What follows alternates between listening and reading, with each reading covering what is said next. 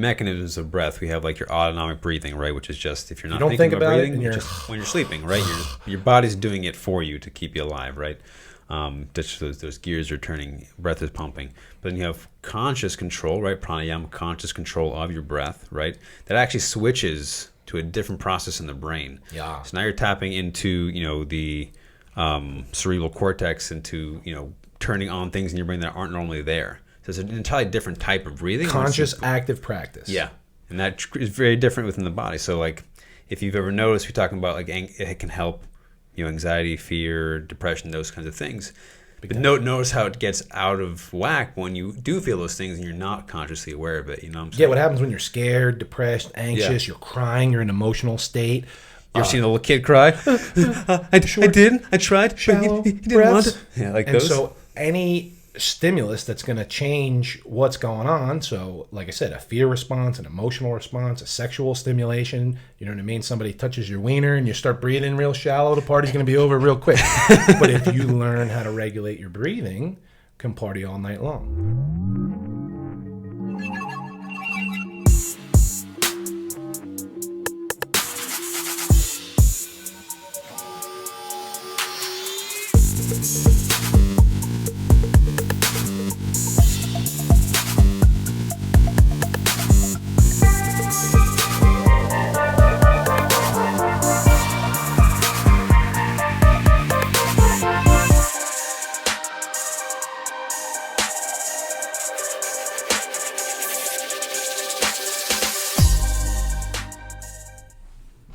The Bridge Podcast. Back once again. I'm Sean Nixon. Jonathan Matthew. How are you feeling today, man? Let's see. How are you feeling? I'm going to ask you this time. On a scale of... 1 to tacos and titties? 1... Actually, you know what? Change the question. What animal are you feeling like right now? Oh, dude, I'm a lion. You're a lion? You know that. Just always? Most of the time. Most of the time? Most of the time. When are you not a lion? Like, what animal, if you ever feel like a different So animal? I was told to tap into more hawk energy a lot of times. But yeah, dude, it's usually like lion and jaguar back and forth, Big old cats. which is weird. That's Big the thing. cats. Like the lion is like throughout the day when I'm getting shit done. But if I'm trying to be a magician, a wizard, an alchemist, Jaguar? because that's so funny to me that's as like people that know about spirit animals and energy are like laughing because that's as like yin as I feel like I go is more of like a mystical jaguar, which is still pretty yang energy. But a death machine. I'm basically. not gonna be like, well, a deer, right? You know what I mean? Like, yeah. Because you a lot of times feel more. I get a lot eagle of I got stuff. bird. That's what I was Speaking saying. More of air eagles, stuff this morning. But doesn't that make sense? Like fire, earth shit versus air, water shit. This morning I was driving to volunteer with cats. Come on, man. Which is crazy. I always think cats are crazy because, like, dogs are very different than wolves. Most dogs are, but cats are just smaller, big cats. Like they're the same thing as it's a small jaguar. It's a small jaguar, basically. Straight up. And like, dogs are so no offense to dogs, but man, dogs are so outmatched. Like, It's not even funny. It's not even funny. Just like you can jump from here to there without a sound. And personality, retractable claws. Like if you get a breed, 99% of the time, you know what a Labrador is going to do. Yeah. Right? You know what it's a loyal pup. Do. Yeah. Right. There's nature and nurture to it, but you know what each breed is going to do. No, cat is a roll of a dice. You could dice. get... my favorite, though, and this is bias once again, is cats that have personalities like dogs that run to the door when you come in. Bring you the mail. Dude, all that type of play shit. fetch. I've seen cats play fetch Oh, for before. sure. Yeah. Oh, and some are like, fuck you. Some go on walks, and some are just like, well, that's like the aloofness of a cat. It's like, I know that I could fuck you all up. 100%. And I don't really care, you know? Right. Well, so Peter Crone says, you know, like, being like in communication, being like a cat just say how it is, you know, like that's just they're not fronting. Whereas a dog will like do something to make you like them, you know, of course. Like, versus a cat will be like, I don't really care about your opinion. No, I don't. If you want to rub me, I don't need your approval, right? Yeah, that's great. I want some love and attention on my time. Yeah, I'm gonna make that very known. I'm gonna shit in the front step if you don't do it, right? So funny. Which also reminds me, quick side note that has nothing to do with this episode. You know the tarot deck that you got me? Yeah. I just bought the same artist's shit, but they're just spirit animals. I have an animal deck myself. Dude, but so that dope. artwork is sick. The artwork is stupid. I saw you posted sick. the cheetah the other day.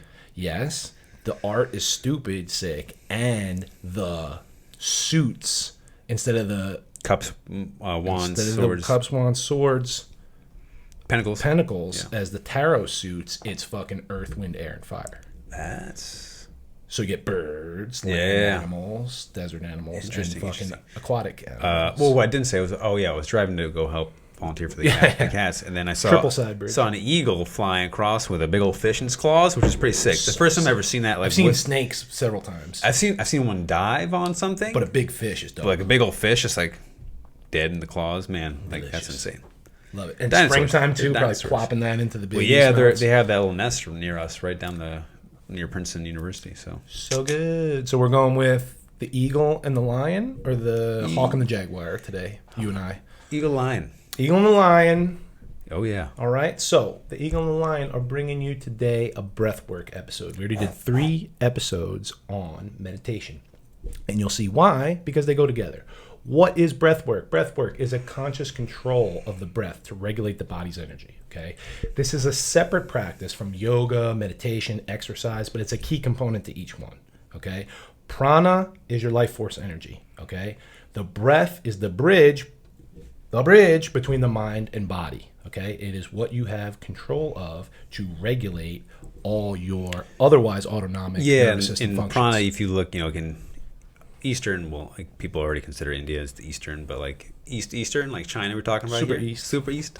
You have Qi, or QI, and that's also life force energy. The Qi is the energy. If you look at Qigong, a lot of it is involve movement, pairing movement with breath. And that's movement really and important, breath, all which day. is what yoga is, right?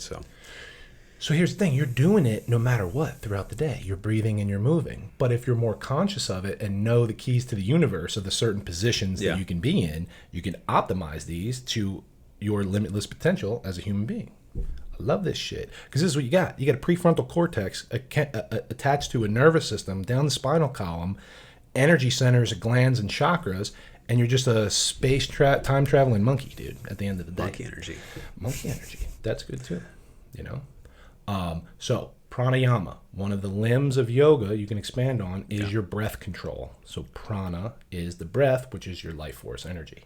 All right. So yoga, once again, not just touching your toes and $150 stretchy pants. 8 limbs. Those can be involved. Sure.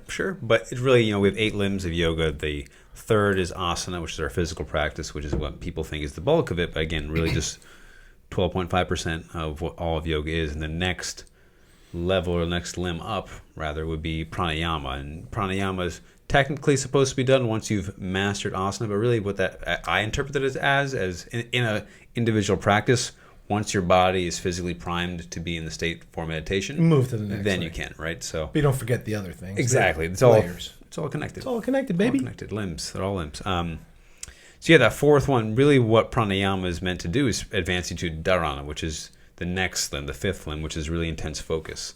So this is why we're getting into connections here. When you think of meditation, or you've heard of meditation, or done any guided meditation, focus on your breath is what you often hear almost all the time, right? That's it. So you're cultivating focus, and that breath is just the anchor point, right? That's just your medium through which you can direct your attention, direct your energy, direct your prana. That's it, because the breath is the bridge between the mind and the body. Okay, so what does breath work do for you? It can up or down regulate. Yeah, what doesn't it do is the real question. Okay, it makes you live, for one. Life. That's important. That's a good thing. That's a big deal. Okay, can up or down regulate nervous system activity. Can lower blood pressure and heart rate, increase blood alkalinity, boost your immune system. It clears the mind. Okay, it's an important practice for healing as far as depression, anxiety, emotional stuff, mental stuff.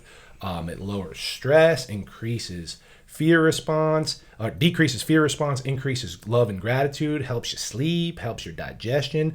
Literally, physical, mental, emotional, and spiritual is all controlled from the breath.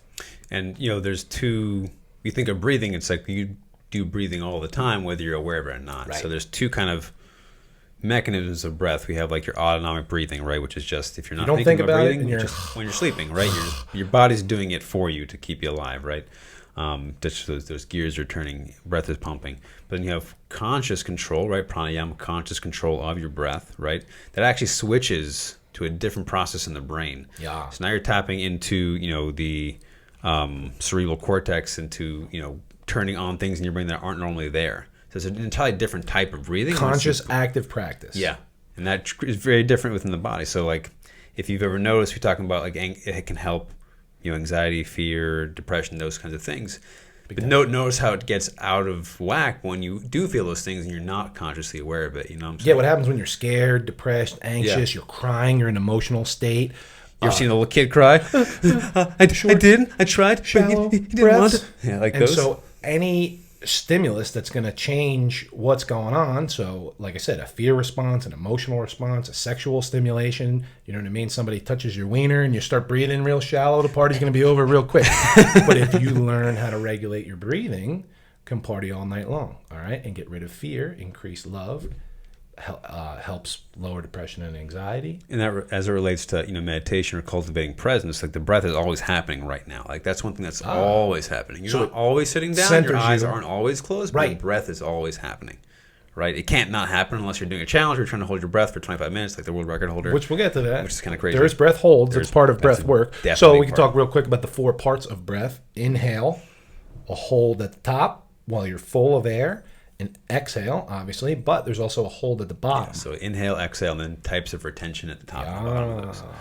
And then, the Patanjali, the sage Patanjali in the Yoga Sutras, he mentions breath retention as an important part. Breath practice overall is a very important part towards samadhi or enlightenment. Yeah. But breath retention particularly is also being an important part there, which many people don't think about. We know slow breathing, inhale, exhale. It's really the retentions are where you get into some more interesting aspects, more types of for sure. And that's the 2-sided coin we always talk about because it depends on what you're trying to achieve. Whether you're doing a forceful exhale or when you're letting the exhale just fall. Whether you're doing a long, deep inhale, whether you're holding at the top, very different. Holding with air or holding without air at the top or the bottom of the inhale, exhale. That's why I like, you said regulation of the body, right? Because it's not necessarily like raising the body or lowering. It's just regulating to what needs to be at that moment, right? So you're like, well, I don't have control over my heart rate. I need blood pressure pills. I don't have control over my blood pH level. I don't have control over my... I said heart rate, whatever, your immunity, your digestion, your thoughts, your emotions. Which trigger all the other stuff, right? With the breath. So important, okay? And also conscious breath is essential to achieving higher states of consciousness, okay? It's going to help remove layers of ego conditioning, clears out erratic thoughts and feelings. What happens when somebody's having an anxiety attack or a temper tantrum? Hyperventilating, shallow, unconscious fear breaths. Yeah. But you give them a fucking brown paper bag. Now, not only are they changing that oxygen CO2 balance and relationship, but it's more conscious, longer, slower, deeper breaths. Yeah, the body will, if there's a rapid increase in oxygen in the blood, it will start to slow down the breathing to balance that CO2 and vice versa. Balance. So when you're like exercising, doing tons of cardio, and you're like taking deep breaths, is because your body's like, wow, way more CO2 in the blood than oxygen. We need to pump it up. Pump it up. And breath, like, we talk about meditation, the morning meditation, nighttime meditation. For like timing on breath work, it can be very similar, but there's also some different things in there where it can, because it's more active, right? I think a big part of what we're definitely going to talk about now is like why it can be it's definitely something to do with meditation, definitely enhances meditation, but it can be a better stepping stone towards a more conscious practice. For sure. Because it is doing something. Yeah. Because like I said, exercise and meditation, you got morning, night, or when you can schedule it in the middle of the day. Yeah. That's it. Whereas breath work could be in the morning to juice up. Like I do some in the morning just to kill my depression and to energize myself throughout the day, pump up my prana, get my chi flowing. Get my prana on and get my chi flowing and crack-a-lacking, right? But you could also do it before meditation to start rising that kundalini energy and to pump up some DMT in the brain, specifically the pineal gland, to then help meditation. Yeah. So if you're already, here's the thing, if you've never done breath work or meditation, maybe start with breath work because it's more active practice. If you're used to go, spin class, hot yoga, power yoga, lifting weights, running, marathon running, you're like a do person. So this is something to do, and it's active, but it's going to downregulate nervous system and give you some of those yin restorative. And it's qualities. Definitely more like meditation is still, I think, like the idea of it and the practice of it is like the cornerstone, but breath work gives you a tangible feedback. Exactly. So but here's the thing, if you already have a meditative practice and it's good or you don't feel enough, start with breath work. Now the pineal gland is lit up, all the chakras are aligned, And now it's easier, let's say, Yeah. more beneficial, It's and kind more of like, efficient to you know, sit in meditation. when you're cooking, when you're grilling, or even on like the stove, right? If you just put the food on there right as you turn on the heat, You know I love a good metaphor. right? You gotta warm it up first, gotta and warm then you it throw up, it on. You yeah. get that sizzle, and then it's at the right temperature to get a little char. Like, you know, we're talking about. You gotta cook just while the timing. pan's hot, Yes, baby. you gotta Dude, that's perfect. we're talking about breath of fire, which is a practice too, like getting that heat, and getting that breath going. You nailed it. Breath work before meditation is searing the steak before you put it in the oven on a low temperature to finish the steak. Meditation's your low temperature. Boom. Breath work is the sear. Dude. On the spot. TM, Circle C, little R, trademark it. We're gonna have breathwork oven mitts, breathwork Sear that spatulas, bitch. Butter, thyme, rosemary. breathwork aprons. Breathwork aprons, the chef hat. You sear that bitch in the beginning so that it's nice and hot. Then you go into your meditation on your nice 200-degree oven so it's nice and medium rare. I'd like to formally announce our partnership with George Foreman Grills. George. Man, with those big-ass hands and that big fucking head. That's a box. That's a fighter right there. So you got morning breath work, with or without meditation. Night breath work, which will be completely different stuff to juice you up in the morning versus calm you down at night. Pre-meditation, which we just spoke about as far as aligning chakras, juicing up the DMT in the brain, specifically the pineal gland, getting that bitch wide open so now you can do whatever you want to do as far as healing, restorative, going back in time, manifesting in the future. That's all going to be third eye pineal gland type of stuff, right? But a lot of times I do 2 birds, 1 stone breath work during meditation. Meditative breath work. Meditation. I get into my meditative state, then I start some breath work. And we'll go over different types a little bit later, and we'll do how-tos on the next exercise, the next episode, just so you know what we're not just fucking saying random stuff. Yeah. This is more of an overview, preview episode of breath work. Then, you know, so you can go before meditation, during meditation. So it's 2 birds, 1 stone, which actually works really well.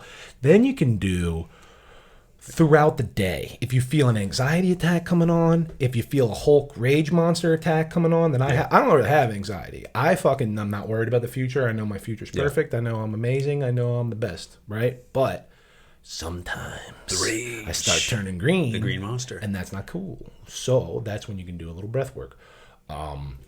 So that would be the conscious pauses throughout the day. Because listen, you can do this in as quick as 10 seconds. There's a Japanese study that shows 6 deep nose breaths with full exhales changes your whole nervous system. So you can literally calm your whole self. Yeah. If you're feeling depressed, anxious, rage, if you're in a fear state and you want to get into a love state, if you're in a grief and guilt state and want to get to a gratitude state, if you're in depression, you want to get to joy, if you're in anxiety and you want to get to centered, peaceful, present moment. Yeah. And I like how you said that, you know, just 6 breaths. We talked about the number one thing people talk about for exercise, but meditation too. Like, I don't have time for meditation. Well, you got time for breath work because you're doing it right now. Because you're doing it right now. You're doing it right now. But beautiful. Because you're doing it without thinking about it. So all I'm asking you to do is think about it for 10 seconds. Exactly. Just pay attention to it. I mean, you know, sessions can, if you're doing higher state of consciousness shamanistic practices, you're talking 20, 30, 60 minutes of going bananas. I'm only asking for 10 seconds of conscious through the nose, full forceful exhales. Once again, there's a myriad of different plethora of different types. Yeah, like hundreds, probably there's hundreds. Yeah. Hundreds for sure. We're going to touch like 10 of them and then break down how-tos on the next episode. So pauses throughout the day. Here's the next thing. Performance booster. Okay. Pre-workout? So, pre-workout is a good one. So sometimes pre-workout to just oxygenate the blood and get your nervous system fired up to go. When I say pre-workout, you mean pre-exercise. But then also pre-exercise. Yeah. But then also preset if you're doing about to do a sprint or if you're about to do a heavy deadlift or something. Right. Pump up that nervous system. Yeah. Oxygenate the blood. That's another thing too. Focus your mind. Yeah, like there's 2 major points when I was younger, before I knew about any of this stuff, when I was just like exercising and lifting and just playing sports. I mean, before you remembered. Before I remembered. Yeah, Lion King, remember. Simba. Yeah, that's some real shit right there. But yeah, where I was like, wow, where I kind of like clicked, like, wow, breathing is really important. And like, you always know breathing is really important, but like there are moments when you really got to fucking breathe, you know? Like, oh yeah. Like, you know, I think the one time, maybe I mentioned it on another episode, but when I was playing football, like my junior year, we had done fucked up. maybe lost a game or played like shit or something like that. And Been there. Monday we were doing like just sprints, bear crawls and sprints, tons of sleds. Then we did hill sprints, way more than usual, then way more sprints than usual. And like we were all dying just on the hills, like just like halfway through. And like I was never a phenomenal football player. I just had like guts and I stuck with it and I loved to do it. I was just always undersized and I was always never as athletic as like some of the people I play with are really like high level athletes. And so we were plugging away and I'm not even the best conditioned guy, but I noticed like, I'm like, fuck, I'm going to be this session is going to last forever. Like I started like, just the next hill, just the next hill. So I started thinking that and I was like, just the next breath. Just the next breath. Just the next breath. And before I knew it, we were like on like the 27th hill. I'm looking over, and the guys who are starters above me are slowing down. And I'm like, how am I doing this? Like, it wasn't even like, oh, I'm so good. It was like, how the hell is this happening? Like, how do I feel so good enough to do it? Then you start snatching souls. Yeah, and then I looked over at one of the assistant coaches, and like he knows, he was like shocked too. And I was like, I'm shocked too. Like, how the hell is this happening? Control your mind. Yeah, but it was like one breath at a time. Full inhale. Full exhale. Fully in. That's a Wim. I was Wimming before I even knew it. Wim Hoffing, baby. So that's one time. There's two other times. I say this. The second time is really just my whole like MMA training career because or jiu-jitsu specifically, if you've ever been wrestling or jiu-jitsu, and especially if like someone's got you in a choke or something like that, and you're going to hyperventilate and freak out, that's a bad time. You did. You have to know how to relax. If you're going to meditate, right, do yoga or exercise or do any sports without properly breathing, you're going to have a bad time. Yeah. And the third time was lifting.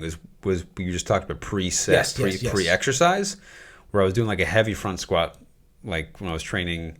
Max effort lift. Yeah, and I was like, I just started doing it. Like I started. Just to mentally pump myself up, not even realizing what was happening chemically, benefits, and I was doing it, and then it went clean up, and I was like, there's something there, and I just always started doing it. Then I looked into it, and I was like, oh, that makes sense now, So try that out if you're lifting weights, a little breath work beforehand, and once again, we'll go over the how-tos later. That football story reminded me of David Goggins' story where he started snatching souls, where he was like, they ran like this 10-mile lap all the time in the Army, and when the drill instructor who's in the front got by this like certain flagpole where the guys knew there was only like a quarter mile left, all the guys started laughing and joking and talking about where they were going to go out that night and what to do. And the drill sergeant sees that they're fucking around. So he goes, okay, ladies, we're not going to be done here.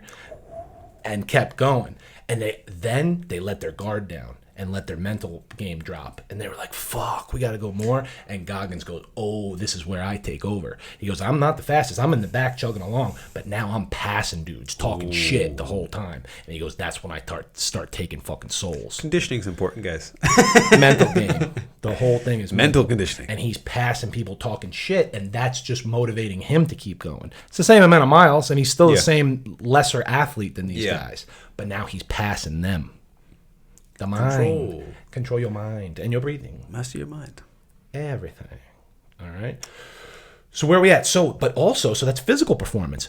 Mental performance. Before every single podcast, we do a little mini breath work, meditation to come to center. Because, we're taking notes. I'm just blah, blah, blah, blah, blah, blah, blah, blah. John's keeping me on track, fucking talking about what we're going to do, whatever. Then we hit record, and we have to center ourselves. With a conscious mental focus of a mini meditation, but also with a couple of deep breaths. And I do a little fucking mini self-reiki too to get a little energy flowing. I like just 4 baby birds on the table, one big stone, just had crystals hanging from the ceiling, just sound wave. Well, that's what we did the first day we got in here. That's right. The energy was off, and I was like freaking out. Do you remember that? Like the maintenance guy had to come in. And guy comes in, walks sage in the place. There's like there's sage and a table of crystals, and we're like crystal grid and sage and like cameras and lights. You need to get in here. He didn't care, and neither did we. No, but they're just funny though. Right, you gotta align the energy, bro. Of course. Energy is all around. We helped you out actually by coming in here. Yeah. And speaking about, we did. Right. What if fell off the fucking ladder? What if that guy got guided in here because he was having a bad day? He came in. He left. He's like, oh, my son. I feel really good for some reason. It's like you're welcome. Burning sage in this motherfucker. Or it might have even been cedar because we were just cleansing. It wasn't sage. Spirits. It was a different type of sage. I got a little fucking smudge kit on deck. What kind you got? Supplies. The Rolexes. But you mentioned The Lion King, which just reminds me of, his hero's journey of Oof. fear response. He return. sees his dad die, get assassinated, essentially. Assassinated, yeah. Gets exiled, right? Bounces out. Odyssey, man. Dude, fucking starts doing yoga, meditating, goes vegan. Vegan? Hangs out with a bunch of hippies. hangs out starts with singing hippies. hippie songs, eating Hakuna grubs Matata, and man. shit. That's the hippiest shit I've ever heard in my life. Dude, and then the shaman, Rafiki, has him remember who he is in the spirit world, talking to his ancestors in the clouds, yeah. and had, his dark night of the soul, Like, went through his gotta go back. transformation. I must return. But who brings him back? A woman. Nala comes back, smacks the shit out of him. He's like, yo, bitch. dog, I see that you're working on personal development and self-healing, and that's all good. I like your smudge, kid. And I like all this Eating fucking worms. That's eating dope. grubs. That's cool. But guess what? We need an alpha male you. back. We need you, yeah. Okay? Because you're leaving the women out to You're dry the king here, yeah. You are the fucking king. Remember that shit. And that's Embrace an your role. archetype, okay? Can we talk real quick?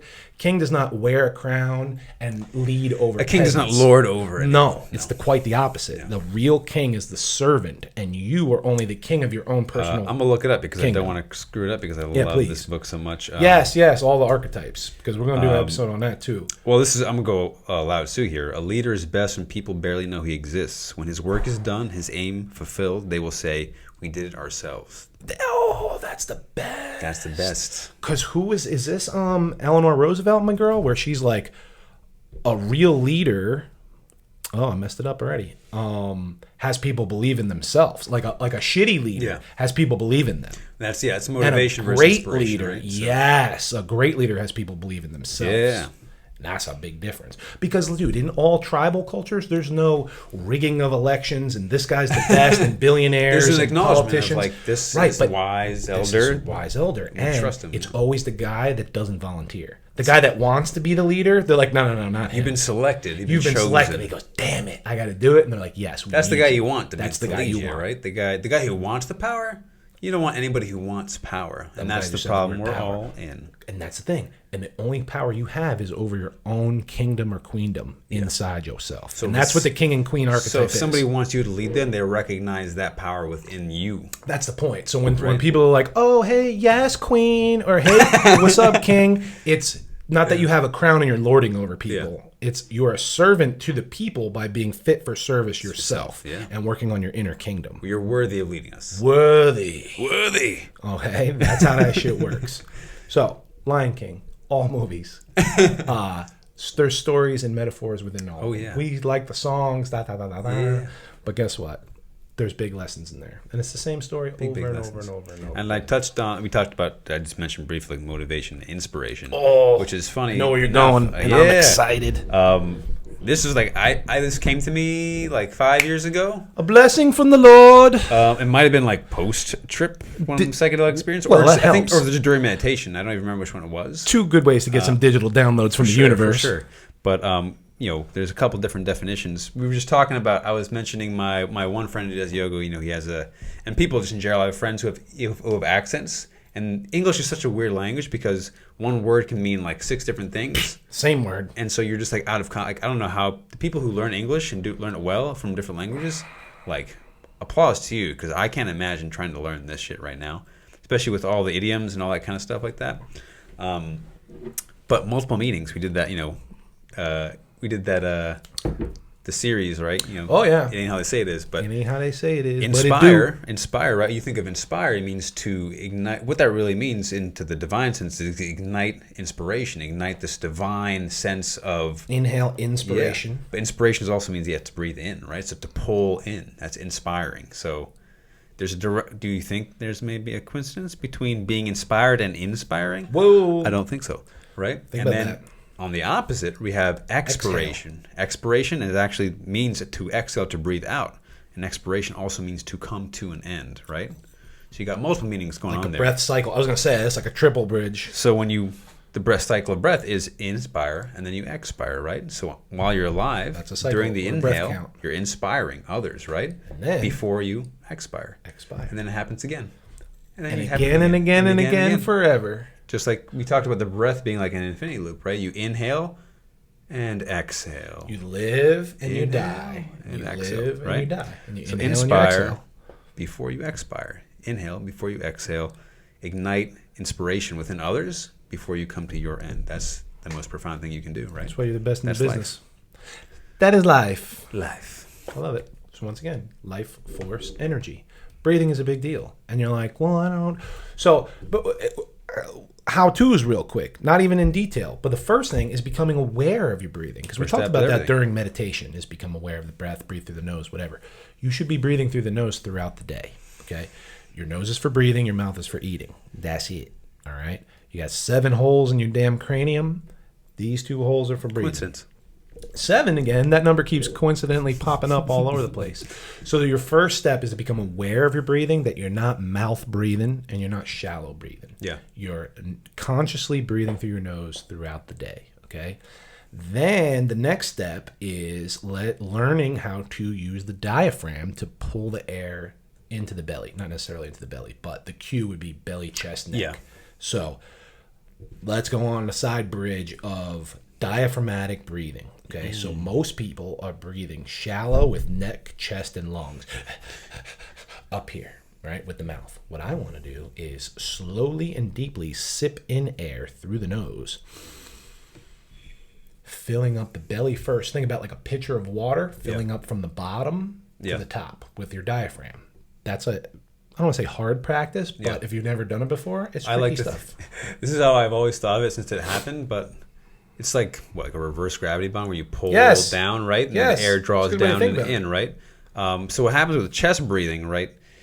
Muscles are actually in and around your rib. You got your intercostals, right? So what happens, people complain about upper back pain, neck pain. We're breathing up in here. We're hyper stimulating and overactivating muscles that aren't meant to move that much in that way constantly throughout the day. So like these guys are moving constantly. Muscles around your neck, your rib cage, your collarbone are constantly contracting. And so at the end of the day, you're like, fuck, my neck and shoulders are shot. Well, it's because breath is meant to be pulled here. Your diaphragm is a muscle that actually pushes down your organs to create space for your lungs to pull more air down. So when you hear in yoga class, like breathe into your hips or pull the air down into your pelvis, you're actually pushing the diaphragm down or pulling the diaphragm down by drawing in more air, right? I like that. So even saying belly is cool because that's what you're aiming for, but I like that pelvic floor. Like as low as you can get the breath, as low as you can the get better. So a quick drill would be crocodile breathing, where if you can't figure that out standing or sitting, lay on your stomach, because now you have that physical tactile cue of the floor to breathe into your belly to rise the lower back, literally pushing the belly into the ground with your breath. Yeah, it's almost like where I start with most people who can't breathe. Like we're starting prone, or like as basic as it gets. But I love that, like the tactile sensation, because when you're starting off with something, what you want and what you don't get as a beginner oftentimes is feedback. Crocodile breathing gives you feedback, right? Feedback, baby. If you haven't exercised that muscle, many of us haven't. It's just like a muscle, it takes some time to get that mind-body connection with there. Yep. That's a really great response. And your breath doesn't just, we think, the belly forward and backward. It's expansion outward and then inward. 360-degree expansion. Okay, that's core diaphragmatic breathing. So if you're face down breathing, you've seen a crocodile breathe, where it comes out in 360 degrees into the belly, right? That's what you want to look like. So here's the next thing. If you're face down breathing your belly into the ground and that's difficult for you, place a small, like a 10-pound weight or a light 5-kilo kettlebell or something on the lower back. Now you got 2 directions of force. So you're pushing your belly into the ground and the kettlebell towards the ceiling. So you're saying it's easier for me to experience things during resistance. Yeah. Resistance might be necessary for me to experience changes in my change perception. and grow. Wow. Resistance. The obstacle is the way. Yeah. Okay. Next, whether you're sitting, standing, or in a squat position, you would maybe add the hands to like the obliques to get that outward expansion laterally, oblique to the sides with the air. And then you got fully 360-degree diaphragmatic breathing. And then to go even, further into the fitness realm too, just because I know people definitely are interested in that, and you being like a very good powerlifting coach. If you're sprinting, running distance, or lifting weights, you need to know how to breathe with your diaphragm. For sure. Abdominal bracing, you want to touch on that real quick? Yeah. That's actually a type of breath control, right? We talk about Valsalva maneuver, we talk about that. And we talked about this a long time ago. The 3 locks in yoga. Oh, yeah, the bandhas, baby. Right, is the same exact thing that I teach for lifting weights, right? You want to diaphragmatically breathe and lock down pelvic floor, ribs and abs, and then the trachea, the epiglottis, essentially, and have a Valsalva maneuver where you're flexing your abs, breathing into your diaphragm, and then bracing your core. Yeah. So it's flex, breathe, brace. So aligning the pelvis and the rib cage, so you have not only a neutral spine, but a neutral pelvis and rib cage relationship. Breathing in through your nose to fill up the diaphragm, because once again, the mouth is for eating, and it's much easier to access the diaphragm through the nose, at least for inhale. Exhale we'll get to later. So you have a neutral spine. Pelvis and rib cage are also in a neutral relationship. We're breathing in through the nose to the pelvic floor, filling up belly, chest, neck. Then creating pressure from top and bottom and 360 Intra-abdominal pressure. Inter-abdominal pressure. When someone yells at you, brace your core, and you're like, what the fuck does that mean? Like crunch? Am I crunching? Am I doing what am I doing with my belly? Neutral spine, neutral pelvis, neutral rib cage, diaphragmatic breathing, and bracing and flexing of the core muscles. Yeah. All in synergy. Simultaneously. Symbiotically. In sync. Inception. I was saying in synchronicity. In synchronicity. There you go. Symphony. Even. That's even better. That's even better word. Sounds even better. Makes so sense. many words. So that's right. So you want to do that before, sure, a squat, a bench, a deadlift, heavy lifting, a biceps curl, a shoulder press, anything you're doing, you inhale, breathe, brace, exhale on the concentric portion of the lift, of the exercise. And then like on a nervous system level, because we talked about breath as relates to nervous system regulation, when you're abdominally braced using your breath, your body, your spine is stable, right? That's what, if your body's trying to keep things alive the most, it's your spine and your brain. That's it. It doesn't care about your hand chopped off. It is what it is. As long as you stop the breathing, who cares? But if your spine's fucked, your brain's fucked, that's priority right there. So if spine is in a compromised position, i.e. I'm not abdominally bracing, or my spine is not stable, or in the arches of my spine are incorrect or dangerous, decreased performance big time. Exactly. Big. And that's another one that I love too. It's just tangible. You'll feel it. You do that on a deadlift versus a deadlift you don't do back to back. Oh, immediate. World of difference. Immediate. Yeah. World of difference. Breathing. It's a big deal. Physically, mentally, emotionally, and spiritually. So we're breathing through the nose. We now know how to access the diaphragm. We're breathing belly, chest, neck. Here's a quick little thing. Box breathing. We'll touch on it because we have time. Yeah. We're making a box with there's four sides to a box, right? We know there's 4 parts to a breath.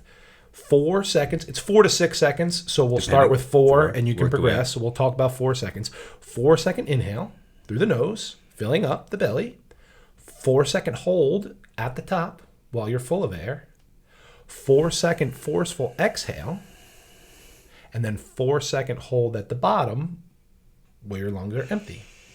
Repeat. And repeat.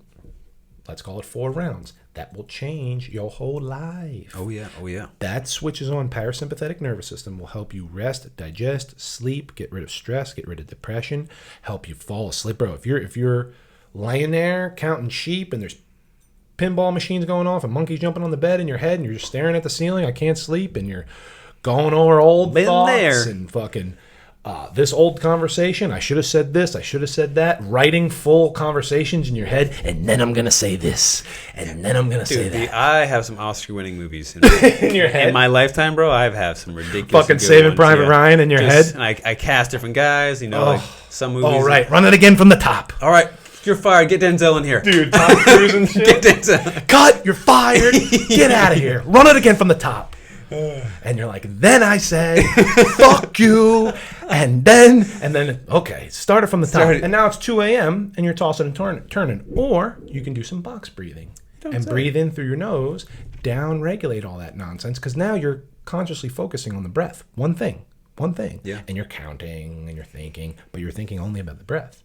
Directing attention away from all that nonsense. And a little metaphor I thought too just before we did this that I like, because I like metaphors, and maybe it was your shirt that even stimulated that. We got Bruce Lee, be like water, my friend. Train your mind. We talk about the breath. Vayus in Hindi, means winds, and that's in pranayama. Like there's 4 major winds, or 5. I may be messing that up, but 4 major vayus or winds, right? The breath. That is that wind energy. We talked about earth, wind. We talked about all the elements, right? And you just mentioned it this podcast. So wind energy, right?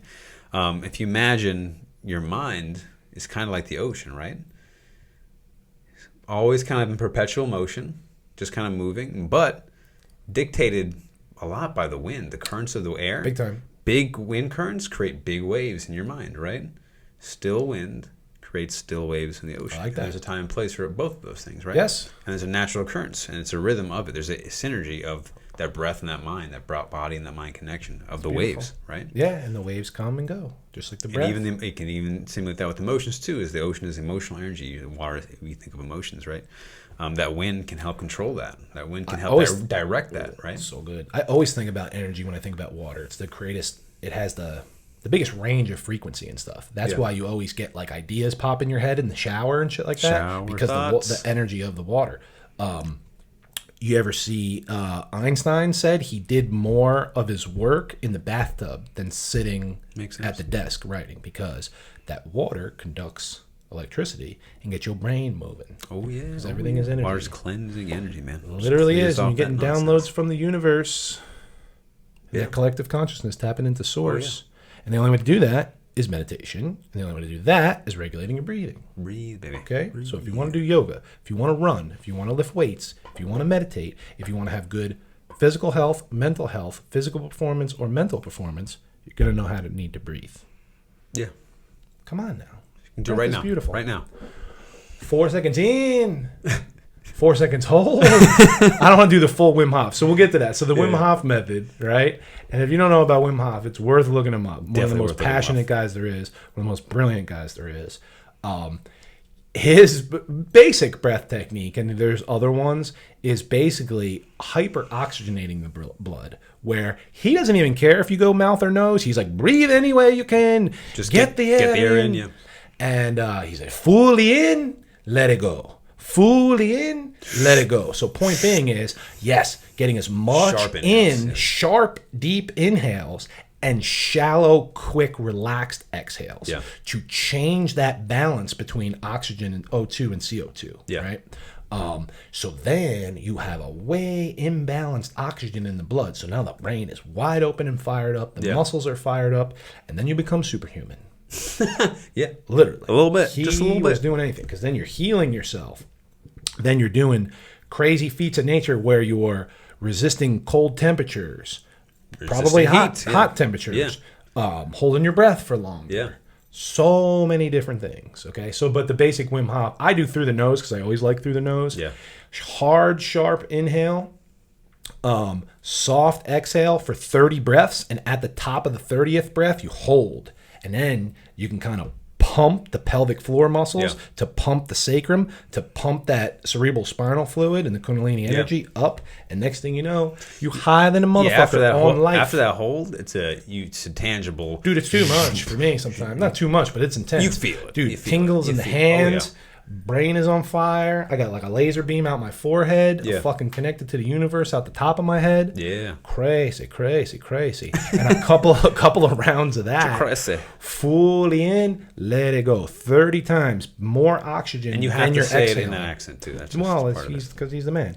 But big, deep inhales to hyper oxygenate the blood will change your life. I do it sitting up in a nice meditative position. He kind of doesn't care too much. Maybe just cross-legged, whatever.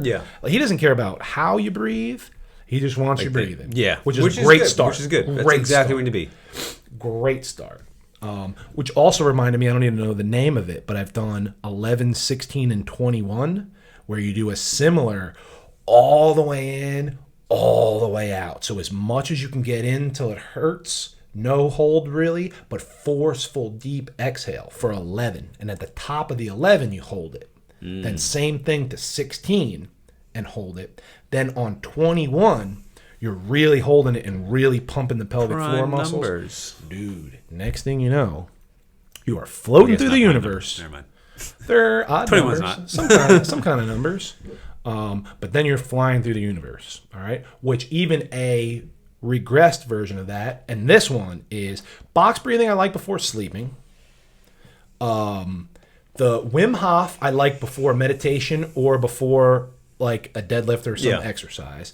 This one I like to calm the nervous system. Maybe anxiety attack, maybe some depression going on, right? 4, 7, 8. Inhale through the nose, deep and fully for 4. Hold for 7, and a forceful exhale for 8. 4 rounds of that will change your life. Let's say it again. Your life. Inhale through the nose for 4 seconds. Hold for 7. Forceful exhale for 8.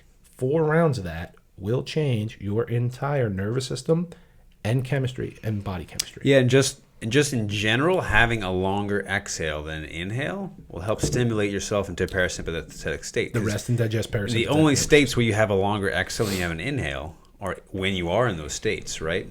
Like we say, if you're anxious, it's usually... So as soon as you change the breath, you change the response in your brain. So you're getting ahead of your response by changing the breath.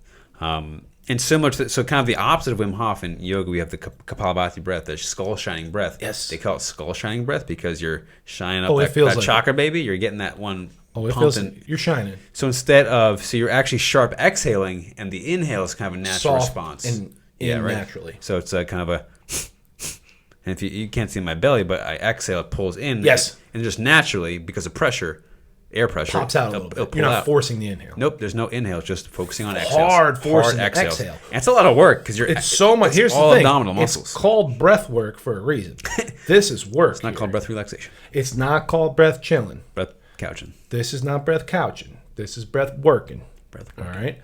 It is hard work, and you will feel all kind of feelings. All right. So I like that, but it's the same exact reason.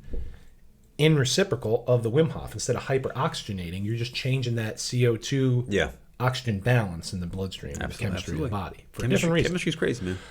Science, bitch. All right, then, so speaking of science, we get 2 hemispheres of the brain, right? Left brain is more masculine energy or logic, linear, math focused, right? Where the right is more feminine energy as far as creativity, love, empathy, and compassion, right? So you can go alternate nostril breathing, where you breathe in through one nostril, breathe out through the same nostril, and then switch the finger. Oh, yeah. And then breathe out in through yoga, the other nostril. we got Nadi Shodhana, right? So alternate nostril breathing. There's specific hand positions you do. Typically, you have these 2 are kind of tucked in. The thumb is here. First 2 fingers, and you're plugging with the thumb. So you're kind of like this. So you're boop, boop. Wait, I'm messing it up already. Anyway, you have the thumb's kind of resting here. Yeah. You're inhaling through the right nose. I'm not going to cover my face so you can see it. Inhaling through the right nose. Plugging right nose, exhaling the left other nose. one. Inhale left nose. Plug left, exhale right. And point being is you're stimulating both hemispheres of the brain. Exactly, yep. So inhale through one. And naturally, it's also a good awareness to notice that you'll really, when you're relaxed, your body uses really one nostril more than the other to breathe. And then you'll have that awareness when you do a practice like that. And then you'll notice when you're kind of exerting yourself, your body will turn on both nostrils. It's kind of like, oh, we need the second valve, basically. I like it. We need some more air. Turn the other one on. I like it, which is interesting because then you got right hemisphere of the brain is more feminine and the left hand is feminine. Yeah. Which is thinking and intuition, where the right hand is the doing, masculine, and the left hemisphere of the brain is masculine. Balance those out. Balance in all things. And then the last one we'll touch on, because like I said, next episode will be how-tos, where it's specific instruction. Would be like breath of fire. Yeah. Then when I'm doing that, I'm getting some flexion and some extension and really pulling in hard and exhaling hard. I still do that. Nose inhale, mouth exhale.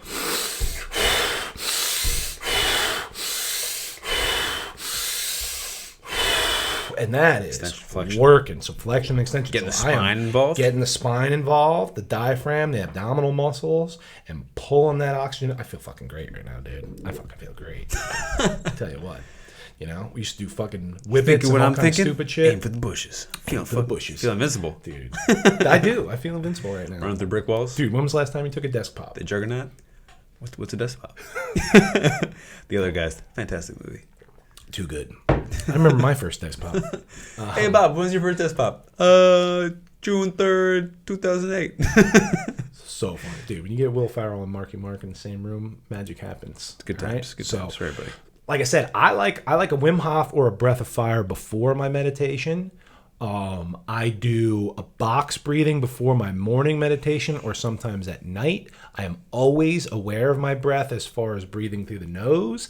And I do the quick either 4-7-8s or the sniff inhales, hard exhales to set myself up for like a podcast, a speaking engagement, to calm a rage monster, to tame a depression dragon, whatever's going on. Ooh, rage monster, depression dragon. I mean, you got to name them and tame them. Tame 'em. You Well, name I them, think you blame them, and you tame them. Yeah, because thinking, that keeps separation and distance Yeah, Native from your American, demons. again, Native American traditions. I don't know which specific one because it was like a secondhand. I read it from a book. They used to say once you name the disease, Yes, it's not you now. now it's not you, and then you can heal it. It's an outside demon that Yeah. you can heal. Yeah. So name it, blame it, tame it.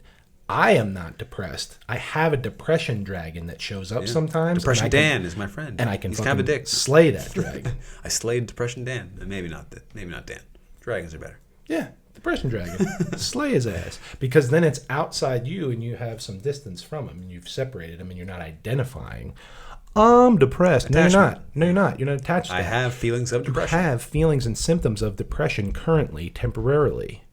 That's it. That's a fucking dragon that you can slay and overcome. And guess what? That's empowering because it shows you. Yeah, whatever you say after I am Is be true. Be mindful of. Just be mindful of, right? Your words cast spells. That's why it's called spelling. Whatever you say, I am or I do, that shit's coming true. So be careful what you wish for. Yeah. All right, and we'll see you next time. Peace.